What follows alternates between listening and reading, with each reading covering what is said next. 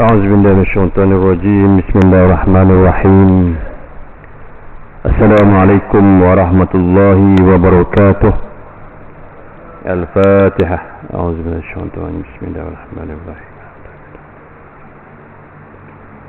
إياك نعبد وإياك نستعين. صراط الذين أنعمت عليهم غير المغضوب عليهم ولا الضالين.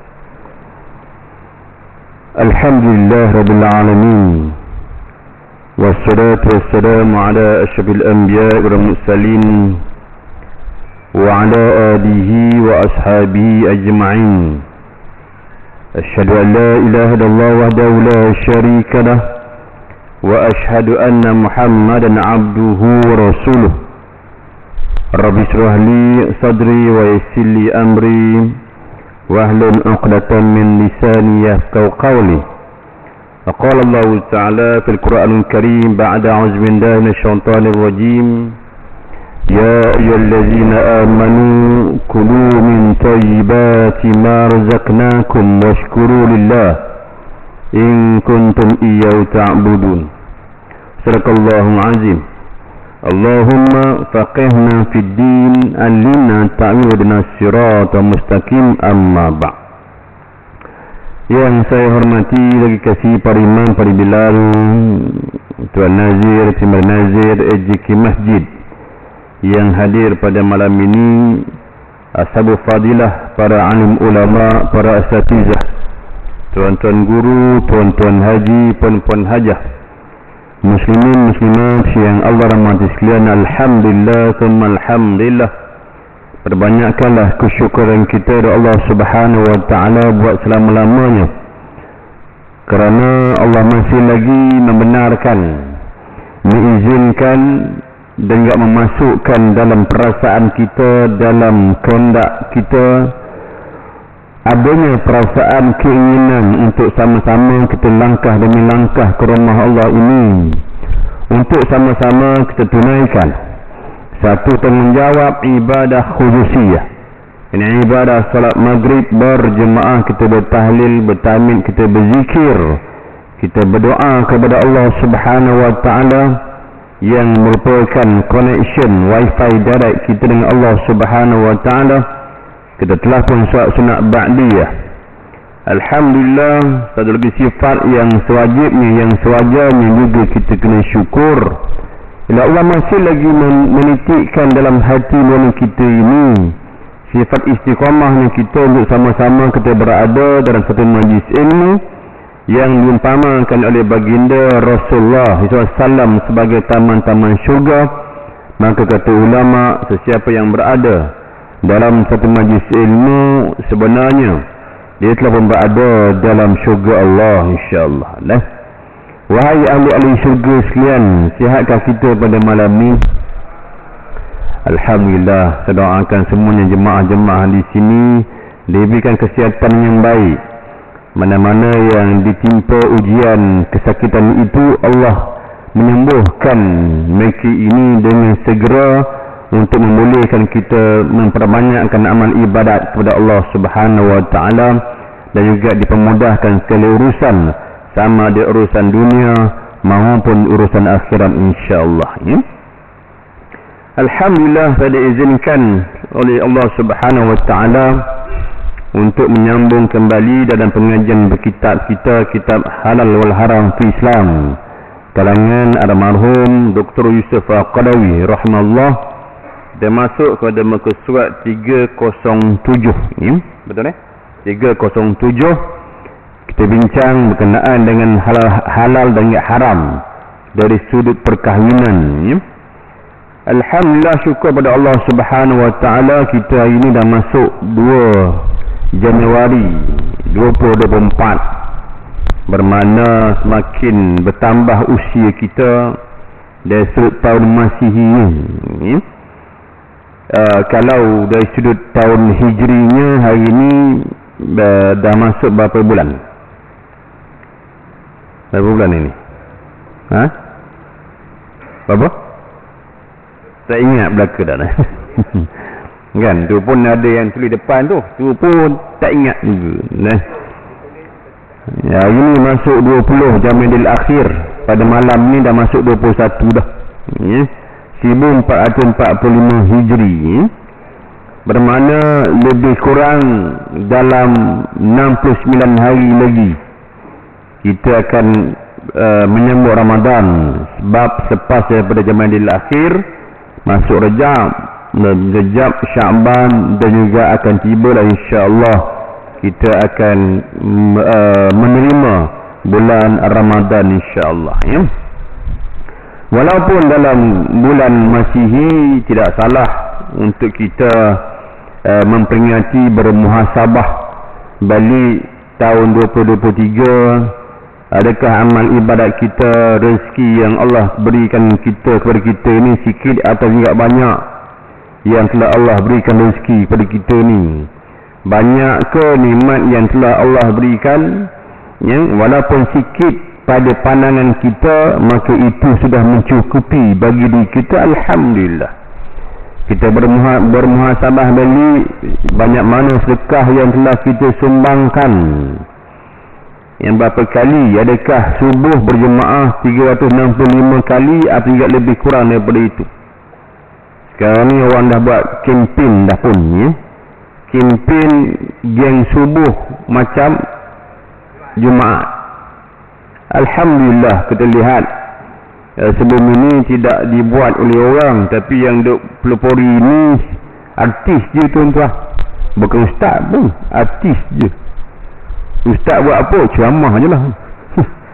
Yang duk ajak orang nak datang ni tak semestinya tengok artis saja. Maka kalau begitu kita lihat lebih banyak pahala yang artis ini buat daripada ustaz yang duk dengar ceramah. Yang duk tengah ceramah. Orang yang tengah dengar ceramah belum tentu lagi dia boleh dengar kan. Sebab tu saya tertarik satu kaedah yang dibuat. Bila baru ni saya dari Mekah ke Madinah, berhenti di R&R untuk semayang juga rehat makan, semayang isyak ketika itu, ya. Lepas muazzin azan, dialah azan, dialah qamat, di imam, semua dia belakang. Tak ada orang, yang ada tu kami lah, ya. Cuma yang saya lihat bahawa masjid itu besar juga. Tetapi selepas daripada imam ni, dia buat satu benting, ujung sampai ujung. Benting, ya. Lebih kurang tinggi ni lah benting itu untuk orang menyenda. Ya. Tak, sini daripada Mekah ke Madinah. Ya. Jadi lepas bagi salam tu orang dah tak bergerak dah. Duk menyanda gitu senang tazkirah, senang ceramah tuan-tuan. Yang ni lepas salam ujung. Ini okey lagi tuan-tuan, kena masjid yang besar belakang ni lah. Jadi yang duk ceramah ni dengar tak dengar wallahu a'lam. Dah. Jadi saya ingat tahun ni bila dekat masjid ni kena buat gitulah kot imam. Buat benteng itu duk menyanda. Tak payah nak belakang dah. Jadi orang pun dah tak lari dah. Dan saya tengok konsep tazkirah ceramah ni, dia lebih buat secara santai. Sama juga kalau kita lihat dalam Masjid Nabawi, kan ada lepas semayang dia ada kuliah tazkirah tu kan. Sambil-sambil kuliah, sambil-sambil tazkirah, ada orang beri syai tu. Jadi ada orang yang berikan kurma dalam kap kecil. Saya ingat itu pun juga boleh buat sini lah. Sambil-sambil ceramah ada orang yang duk edar kopi ke teh, duk edar begitu kan. Sambil-sambil minum, sambil-sambil kena roti mayat tu pun okey juga. Dah. Daripada duk bawa tong kosong tu teh. Maknanya beri teh dia masuk RM2. Alhamdulillah. Tak masuk sajalah. Dah boleh buat begitu ni.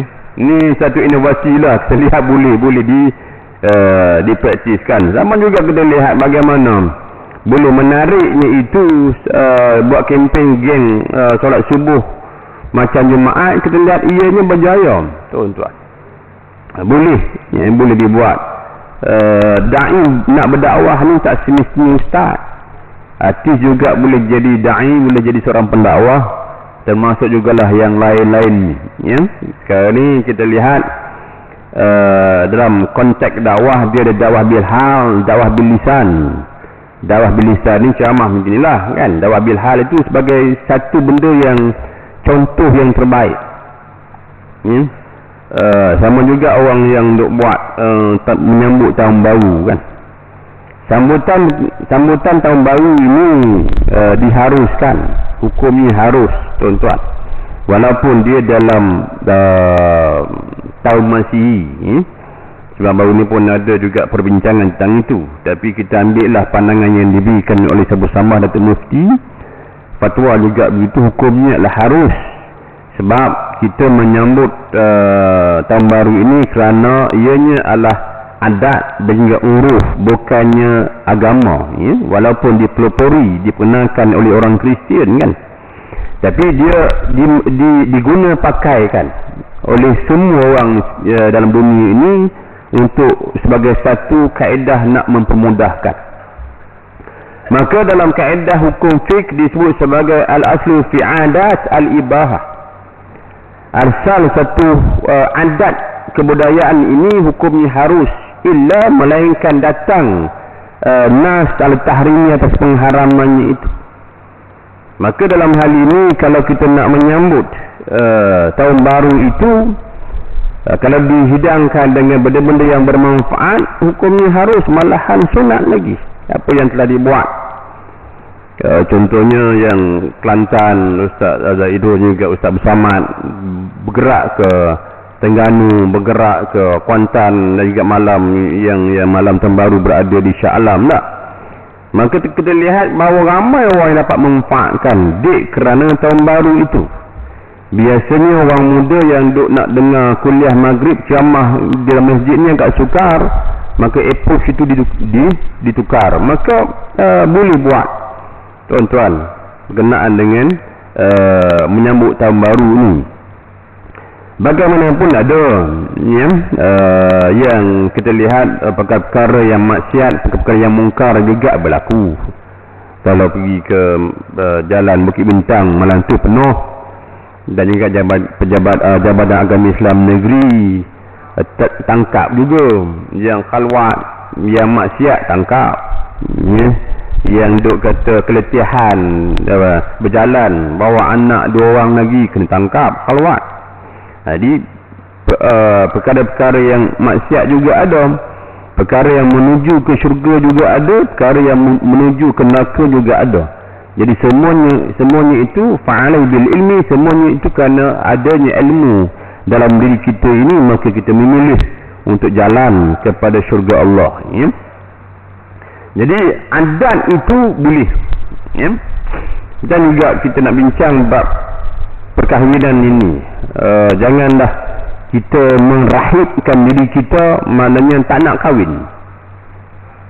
Tak nak kahwin, tuan-tuan, ya. Seperti padri tak nak kahwin, seorang kita merahibkan, yang kita mengharamkan apa yang telah Allah halalkan, ya. So dalam hal ini, bila kita nak melangsungkan perkahwinan, disunatkan untuk kita walimatul urus. Bila cuti-cuti ni kita lihat ramai, banyak jemputan perkahwinan, kena berkahwin ini. Tetapi apa yang kadang-kadang kita lihat, walaupun ianya adalah sunat, tapi sunat itu kalau dicampuri konten dalam itu adat-adat budaya yang bertentangan dengan hukum syarak, maka perkahwinan kenduri itu akan dianggap sebagai perkara yang maksiat. Sekarang ni style kenduri ada orang menyanyi sekarang banyak, ya. Kadang pengantin juga menyanyi, ya. Nyanyi, tuan-tuan. Dan juga yang tak bertudung, yang membuka aurat itu memang satu hal dah. Kadang-kadang wali pun juga menyanyi, tuan rumah.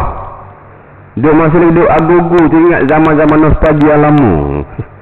Apatah lagi dia buat reunion zaman-zaman sekolah tadika dulu, buat berkumpul, ingat balik dulu, ya. Peristiwa lama.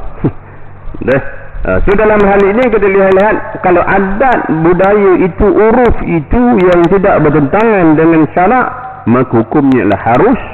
Kalau ianya bertentangan dengan hukum syarak tadi, maka ia dianggap sebagai perkara yang maksiat, perkara yang berdosa. Jadi oleh kerana itu kita sebagai wali ni tuan-tuan kena berkeras supaya kenduri walimah yang dianjurkan oleh kita ini tidak ada mengandungi perkara-perkara yang boleh menghakis keberkatan majlis itu, apatah lagi kepada perkahwinan anak-anak kita ini. Kadang-kadang ialah anak-anak kita ini arus kemodenan itu kita dah tak bagi dah, anak berkerah juga kita tak bagi, kemudian dia pun beritahu mak kata biarlah abah, dah kalah juga kita. Kalah, akhirnya yang akan mendapat namanya itu adalah wali. Yang lepas ada orang tanya saya, Ustaz, oleh kerana sukar nak cari tempat-tempat yang nak buat kenduri ini penuh, dalam penuh mahal pula tu kan. Nak buat kenduri sekarang dah 30,000 40,000 dah ya? Maka yang ada murahnya di restoran Cina je. Boleh ke tak boleh nak buat kenduri situ Ustaz? Dia halal, tapi restoran Cina. Pokok yang mana? Banyak tuan-tuan, Cina pun. Jadi saya kata bahawa dalam hal ini kita pegang dulu kepada kaedah fiqh dulu, kaedah hukum fiqh. Hukum fiqh kata kalau tidak ada perkara-perkara yang haram, perkara-perkara yang najis, walaupun dibuat oleh orang bukan Islam, dianjurkan oleh orang bukan Islam, tetapi ianya adalah tidak mengandungi perkara-perkara yang haram, najis, hukum fiqh dia, hukum syarak dia adalah harus. Yang dia bagi sewa saja. Tapi ada tulisan Cina ni. Dah restoran dah ada tulisan Cina ya. Jadi boleh tak boleh, hukum fiqhnya haruslah. Tapi dalam masa yang sama dia ada juga bukan setakat syarak saja, dia sikit lagi menjadi waraknya kita. Warak ni maksudnya jauhkan benda-benda yang boleh menimbulkan fitnah. Katakanlah tu imam buat di restoran Cina, jemput je ke masjid. yang jadi nyambut tamu semua je ke masjid betul. Jadi dia juga boleh menimbulkan fitnah. Jadi nak mengelakkan fitnah al-zara'i itu lebih besar sebenarnya. So dalam hal ini carilah tempat-tempat yang tidak boleh menimbulkan fitnah, apatah lagi zaman sekarang orang viral.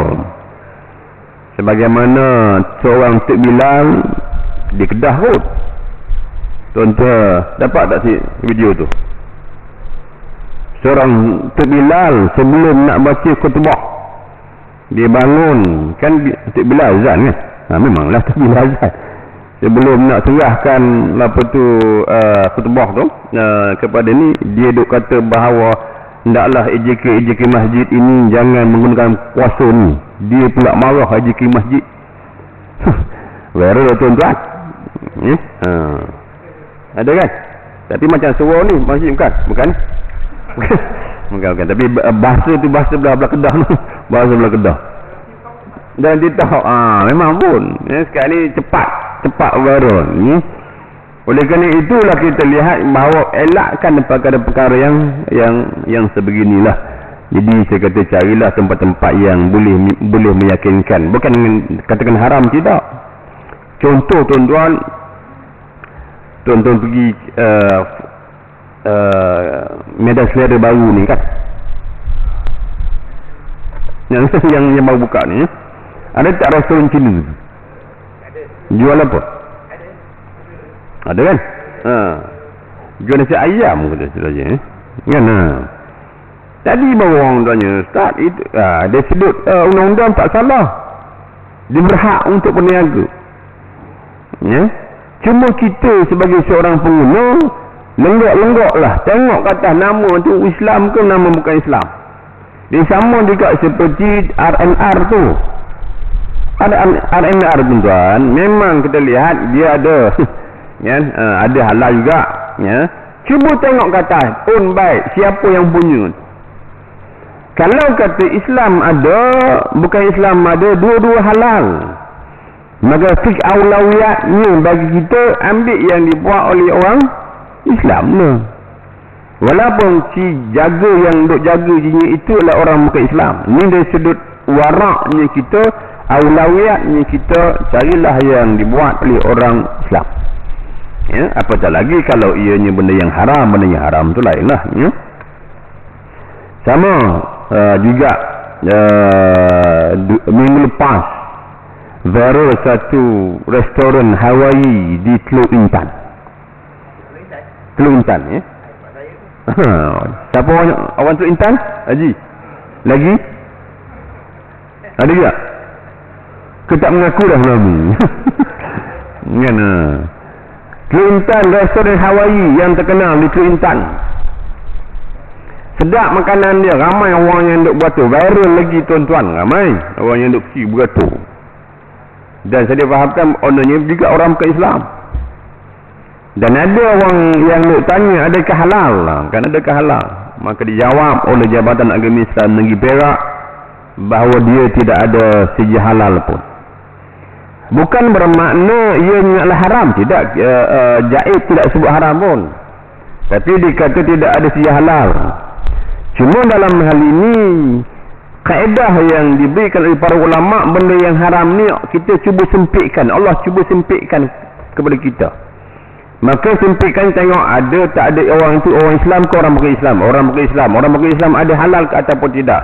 Tak ada, jangan dia ambil tuan-tuan. Itu kaedah nak menyempitkan supaya nak menjaga apa yang nak masuk dalam mulut kita ini.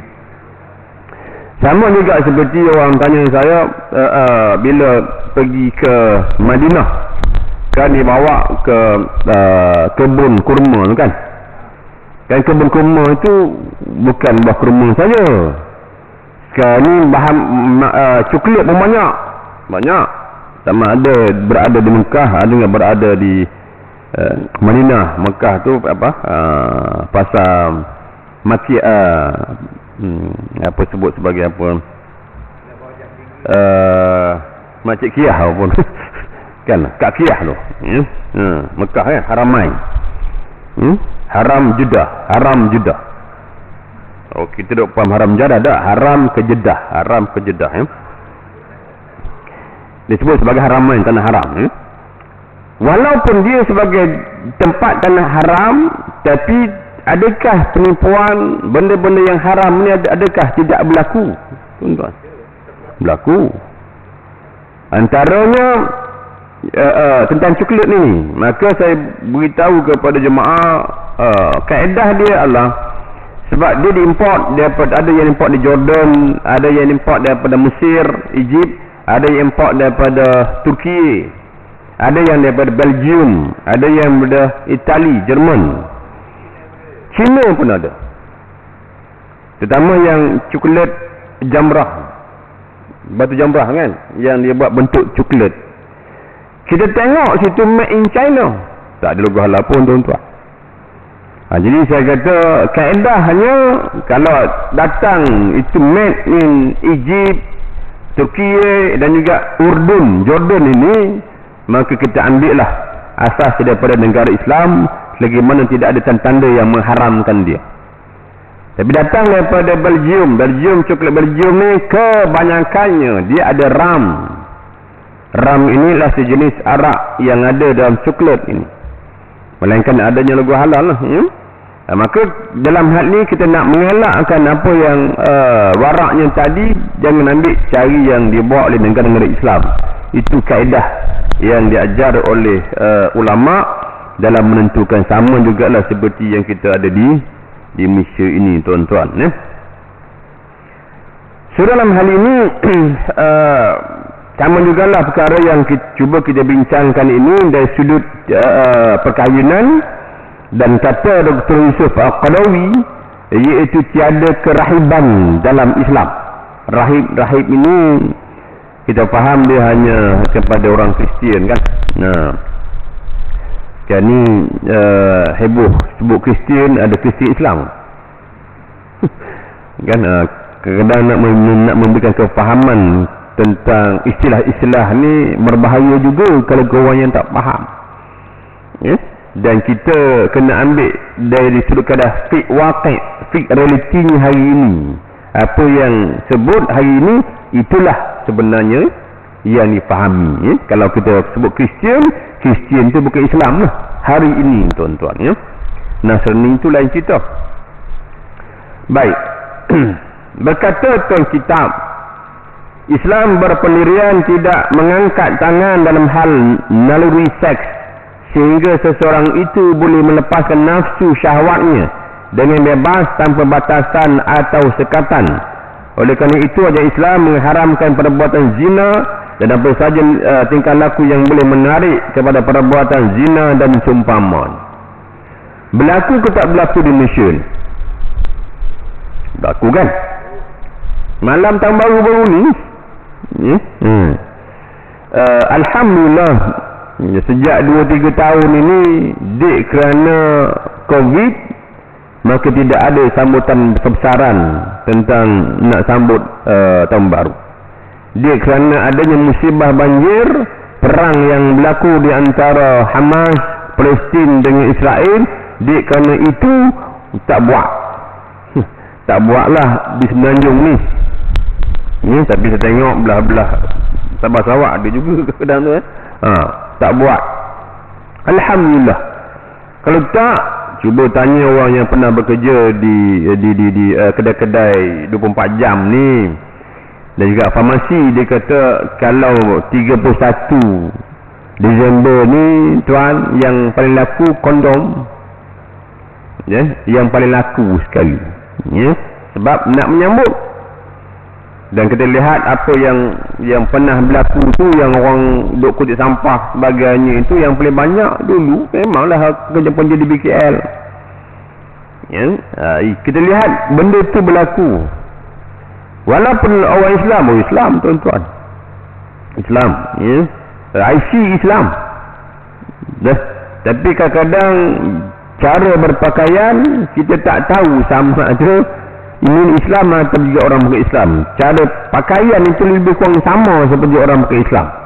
Kadang-kadang kita melihat orang bukan Islam itu lebih sopan lagi, lebih sopan. Nah, sekali sahabat saya cerita sebagai wali, ada sebagai jurunikah. Sini siapa jurunikah?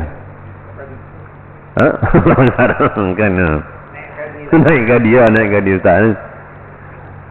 Dia kata, akad nikah biasanya pukul 9, pukul 10 juga, pukul 10 lah nikah di masjid. Alhamdulillah, pengantin perempuan datang dengan berjubah, pakai tudung elok, yang lagi pakai baju Melayu, alhamdulillah elok, semua elok.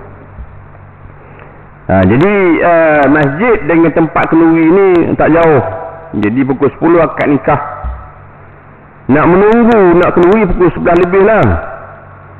Menunggu tu relax dulu. Kemudian bila dah masuk tempat kenduri, sambil duk makan lepas baca doa tu, dia kata tengok pengantin ni tak tahu sama ada yang dia akan nikah ni yang ni ke orang lain. Sebabnya bila dah naik ke atas tempat bersanding tu, dah pakaian dah lain dah tuan-tuan, tukar pakaian dah. Yang tadi jubah, yang ni tak ada apa-apa. Maksudnya itu tudung dah buang sebagainya, yang kain sampai 2 km dia orang duk angkat, yang upah. Yang lelaki pula style barat lah kan sekarang ni. Jadi tak tahu sama ada yang itu Islam ke orang bukan Islam sampai tahap begitu tuan-tuan. Nampak ustaz, nampak apa tu, ayah handanya, walinya tu nampak macam ustaz duduk datang masjid. Tapi oleh kerana itu kalah dia kerana tuntutan anak sekarang ni.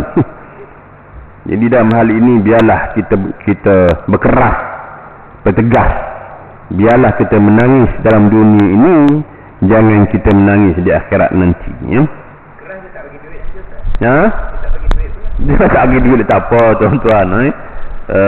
duit tu boleh minta dengan tu imam pun boleh dah. Kan kadang-kadang mak ayah kadang takut juga kalau nak berkerah nanti peruntukan bulanan tak ada. Ya, ditarik balik peruntukan itu. Pencen sikit Allah. Tapi tak apalah, yakin bahawa semuanya rezeki itu ialah diberikan oleh Allah Subhanahu Wa Taala. Walaupun orang kata bahawa dia tu banyak duit tuan-tuan, tapi Allah tak izinkan dia ni nak sampai ke haramain. Banyak tak? Duit banyak. Dan tak semestinya yang tak ada duit itu tak boleh sampai kepada haramain. Ramai tuan-tuan duit tak ada, tapi Allah panggil, diizinkan dapat pergi ke Mekah, ke Madinah. So dalam hal ni walaupun duit banyak sekalipun, tapi tak ada perasaan nak berikan kepada ayahanda bondanya, tak beri juga. Tapi oleh kerana dia ni seorang yang menghormati ayah dan juga maknya, walaupun sedikit setiap gaji yang dapat diberikan kepada ayah dan juga maknya, maka itu jugalah keberkatan dalam hidupnya itu. Kok mana pun, man ra'a minkum munkara, siapa yang melihat benda yang mungkar ini, wajib untuk kita tegahkan dia. So dalam hal ini Islam mengharamkan zina. Islam bukan agama yang mengharamkan, Islam agama yang memberikan garis panduan boleh ke tak boleh. Seperti juga kita lihat bila 25 hari bulan Christmas baru ni kan, apabila kedai kek yang manajernya itu memberikan arahan jangan tulis selamat menyambut Christmas pada kek tu, kan viral tu sampai saya ingat khutbah Jumaat 2 minggu lepas kot, yang khutbah Jumaat Jais Selangor ni yang duk bincang pasal kek, pasal Christmas tu. Apabila dia buat begitu, maka tanggapan kepada orang bukan Islam bahawa Islam itu ekstrim, tak boleh tulis ke, dah menyebabkan orang kata Islam itu Islam agama yang mengharamkan sikit-sikit haram. Padahal tidak. Dijawab semula oleh pihak JAKIM dan juga pihak JAIS buat juga ada khutbah bahawa Islam itu memberi rahmat kepada semua. Dan kalau asas nak ucapkan, nak tulis pada kek itu selamat Christmas, ianya dibenarkan walaupun telah mendapat sijil halal. Dan juga dia bawa balik macam juga kita kek jadi lah tuan-tuan. Tak, kek jadi tu kita beli kek selamat hari jadi ulang tahun, letak situ ke bawa balik? Bawa balik lah, sebab kek kita beli. Jadi kaedahnya sama. Macam juga haji nak sambut jadi kan. Cuma saya syorkanlah jangan tulis selamat menyambut jadi itu. Tulis pada kek tu mati itu pasti, barulah insaf sikit tuan-tuan. Ni dah 60 tahun 70 tahun dah, jangan tulis tu lagi mati tu pasti, dah tua gitu, barulah rasa insaf sikit lah. Dikit ni juga dibenarkan, sebab hukum mengucapkan selamat hari Christmas ini fatwa mengharuskannya boleh ucap dengan syarat kita tidak meredai agama Kristian itu, dan juga kita tidak ucap bersama dengan tanda-tanda simbol-simbol keagamaan mereka. Contohnya kita ucapkan itu dengan pokok Christmasnya, dengan Santa Clausnya itu. Oleh kerana itu hukumnya harus atas asas kerana kemasyarakatan dan juga sosial. Walaupun kita lihat perbahasan ulama keempat mazhab ini asasnya mengharamkan, tapi kita lihat ulama yang kontemporari termasuk juga lah fatwa Malaysia mengharuskan atas asas kerana sosial dan juga kemasyarakatan, maka hukumnya harus. Cuma kalau tanpa tujuan tak perlulah kan. Kita ni duduk satu grup masjid, jemaah masjid ni salah semua Islam semua. Kemudian ada pula yang duk ucap selamat Christmas. Nak buat apa? Yang tu tak perlu, yang tu tak perlulah. Atau juga jemaah masjid ni, AJK masjid buat banner selamat menyambut Christmas. Tu yang tak perlu. Tak perlu, tak payah. Ya. So dalam hal ini Islam bukan agama yang mengharamkan. Islam agama yang memberikan garis panduan boleh ke tak boleh, ya. Baik. Akan tetapi Islam juga menentang semua tuntutan yang berlawanan dengan naluri itu. Tuntutan apa pun yang melanggar naluri fiqh yang cuba mematikan sama sekali, ya.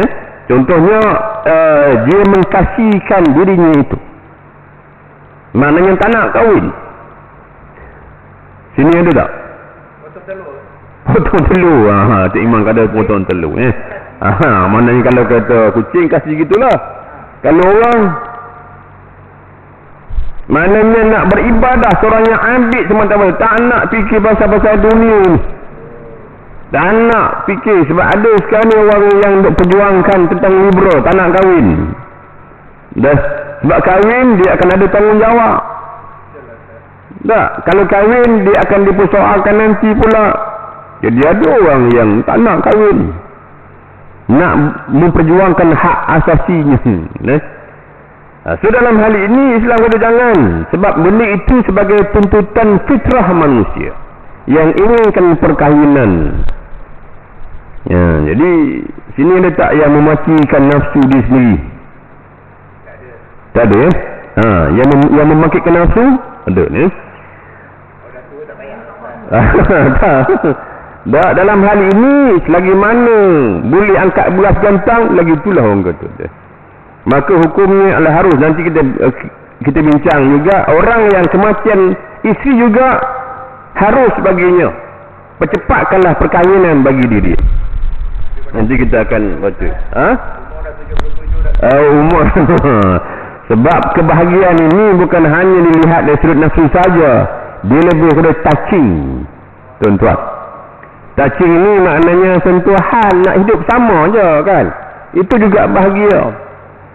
Jangan mematikan nafsu itu. Nafsu ini tak semestinya seks. Nafsu ini adalah ingin duduk bersama, makan bersama, ada orang yang cakna diri kita. Itu fitrah manusia itu.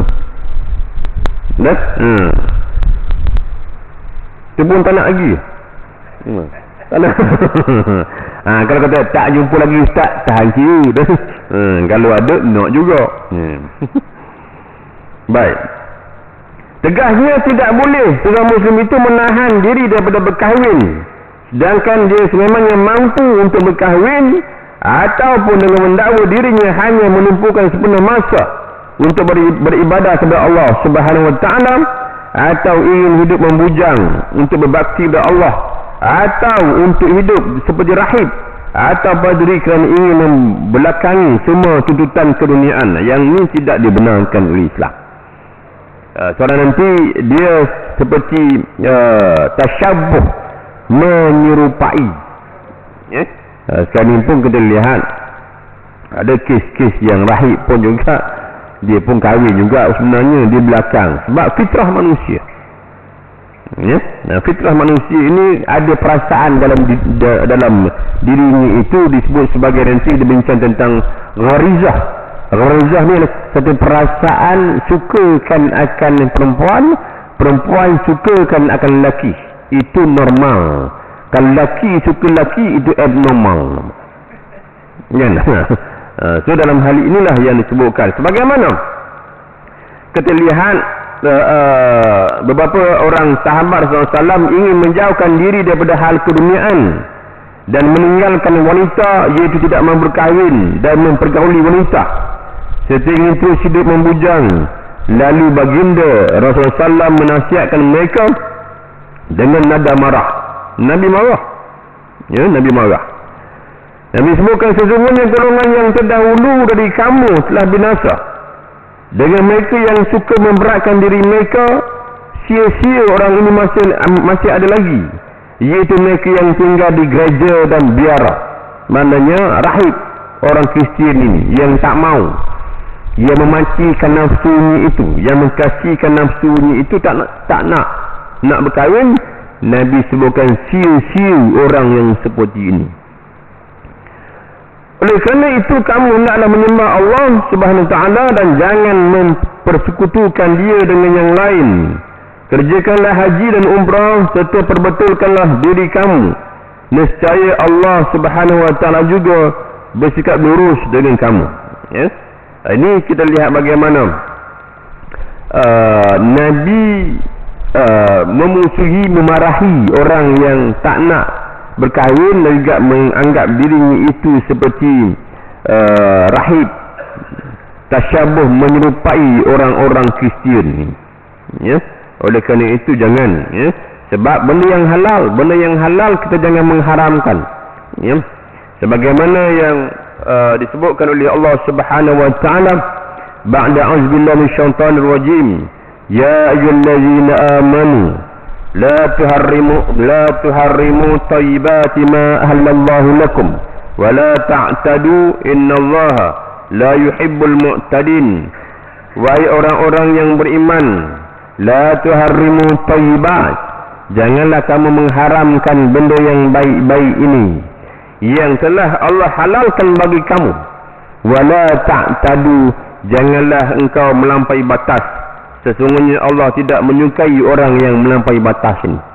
Ya? Oleh kerana itu kita lihat, adakah? Belum. Dah, ya. Oleh kerana itu kita lihat bahawa benda yang halal itu dihalalkan, benda yang haram itu diharamkan. Janganlah kita mengharamkan benda yang halal, menghalalkan benda yang haram, kerana dosanya itu sama seperti mensyirikkan Allah Subhanahu Wa Taala. Itu yang disebutkan oleh Dr. Yusuf Aqadawi, dan 11 prinsipnya yang mana dosanya itu sama seperti syirik orang yang menghalalkan yang haram, mengharamkan yang halal. Mudah-mudahan kita dapat manfaat daripada apa yang dibincangkan pada malam ini, apa yang baik dan Allah Subhanahu Wa Taala, yang tak boleh kelemahan-kelemahan saya sendiri. Jika ada pandangan-pandangan yang lebih baik, maka ambillah pandangan sebut. Sekian. Assalamualaikum warahmatullahi wabarakatuh. A'udzubillahi minasyaitonir rajim. Bismillahirrahmanirrahim. Alhamdulillahirabbil alamin wassalatu wassalamu ala asyrafil anbiya'i wal mursalin wa ala alihi wa sahbihi ajmain. Allahumma rzuqna rizqan wasi'an warzuqna rizqan halalan thayyiban wa ilman nafi'an wa 'amalan shalihan mutaqabbala wa tijaratan lan tabur. Rabbana la tu'akhizna in nasina aw akhtana. Rabbana atina fid dunya hasanah وفي الآخرة حسنة وقنا عذاب النار والحمد لله بالعالمين. سبحان الله وبحمده أستغفرك وأتوب إليه.